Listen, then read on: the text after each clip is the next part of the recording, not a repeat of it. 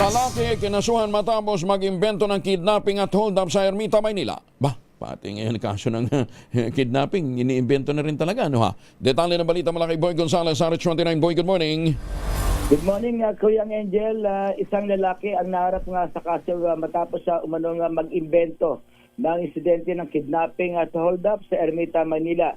Kinilala ng mga pulis ang suspect na si Elias Jelvis, 30 anyos, isang seaman at pasamantalang nakatira sa Malate. Batay sa ulat, nagtungo umano siya sa Tondo upang i-report na siya'y kinidnap at ninakawan nang di pa nakilalang suspect sa isang mall sa Ermita bago umano itinapon sa Mel Lopez sa Boulevard.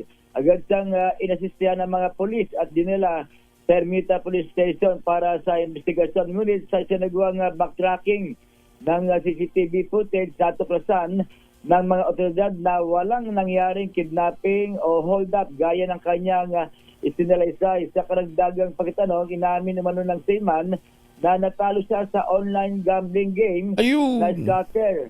Ang halagang may gid sa 65,000 piso at inimbento lamang umano niya ang insidente dahil hindi niya ito maipaliwanag sa kanyang misis na ang pagkawala ng pera para sana sa visa processing. Inihanda na ng mga pulis ang kaukulang kaso laban sa naturang suspect. Ito si Boy Gonzales para sa Disa Arizona sa Pilipinas, umuna sa Pilipino. Boy, ang sinabi niyo ba ano yung kanyang online game na kinalokohan? Scatter daw scatter ang tawag niya. Stopper. Ano yun? Oo, yun ang binabanggit niya . Naku, dapat talaga yung mga ganyan. Siya, sige. Sana ho yung mga ganyang mga seaman din, isipin na lang muna nila. Huwag nang sugal lang i-prioridad. Ay, Diyos ko.